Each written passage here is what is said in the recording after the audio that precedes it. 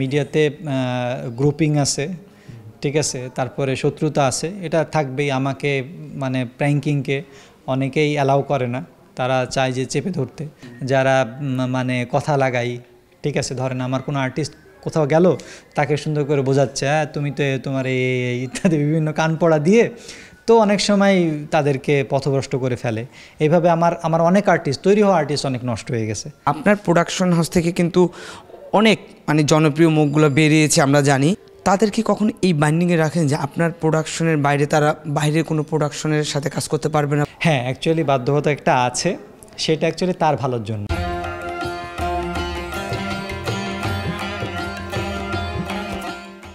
কারণ কি হয়, প্রথম তো তাকে শিখতে 1-2 বছর লেগে যায়, এবং তার একটা ক্রাউড তৈরি করতে হয়, পরিবেশ তৈরি করতে হয়। অনেকে কি হয়, যখন একটা আর্টিস্ট নিজেই বোঝে না যেমন কোন স্ক্রিপ্ট কাজ করা উচিত, কোন ডিরেক্টরের সঙ্গে কাজ করা উচিত, তাকে আগে শিখতে হয়।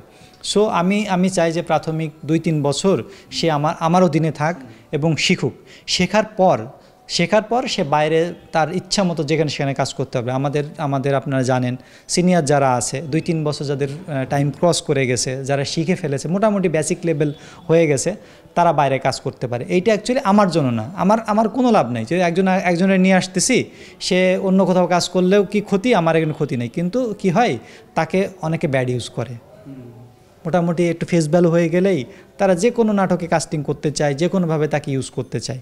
কিন্তু আমি চাই যে আগে সে পুরোটা শিখুক, মোটামুটি শিখুক, যেন তাদের সঙ্গে কাজটা করতে পারে। সো সেই লেভেলে যখন হয়ে যায়, তখন আমি তাকে বাইরে কাজ করতে দিই। তারপরেও এর মাঝে যদি কোনো টিভিসির কাজ হয়ে থাকে, কোনো ভালো প্রজেক্ট, কোনো ডিরেক্টর যদি বলে যে আমি ওরে নিয়ে ভালো কাজ করতে চাই, আমি অবশ্যই সেটাকে অ্যালাউ করি। মনের মতো কোনো আক্ষেপ কাজ করে? আক্ষেপ কাজ করে যদি যারা চলে গেছে তারা কিছু না করতে পারে। যদি তারা ভালো কিছু করতে পারে, তখন আমার কাছে ভালো লাগে। কারণ আলটিমেট মানুষ জানে যে এটা হচ্ছে প্র্যাঙ্কিং থেকে এসেছে, আর্থিক সজীবের মানে প্রমোট করছে।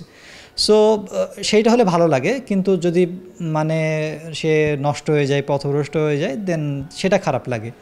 আপনারও শত্রু আছে বা আপনারও নিন্দুক আছে, তাদেরকে কিভাবে আপনি সামলান? আসলে তাদেরকে সামলানো মুশকিল, কারণ তারা অনেক চতুর, ঠিক আছে। মিডিয়াতে এটা অনেক বেশি। মিডিয়াতে গ্রুপিং আছে, ঠিক আছে, তারপরে শত্রুতা আছে, এটা থাকবেই। আমাকে মানে প্র্যাঙ্কিংকে অনেকেই অ্যালাউ করে না, তারা চায় যে চেপে ধরতে। কিন্তু কিছু করার নাই, আমার কাজ আমি করে যাচ্ছি। শত্রুতা হয়তো মানুষ করবেই, বাট সেইটা যদি আমি মানে সেটা আমার মানে ভাবনার কিছু নাই। আমাকে কষ্ট দেয়, পীড়া দেয়, বাট আমি আমার কাজের মাধ্যমে জবাব দিতে চাই। যদি কাজ করি, আমরা আরও ভালো করি, আস্তে আস্তে তারা হয়তো থেমে যাবে বা তারা বাড়িয়ে দেবে, বাট মানে আমরা ওটা কেয়ার করতেছি না, আমরা আমাদের কাজে কনসেন্ট্রেশন করতেছি।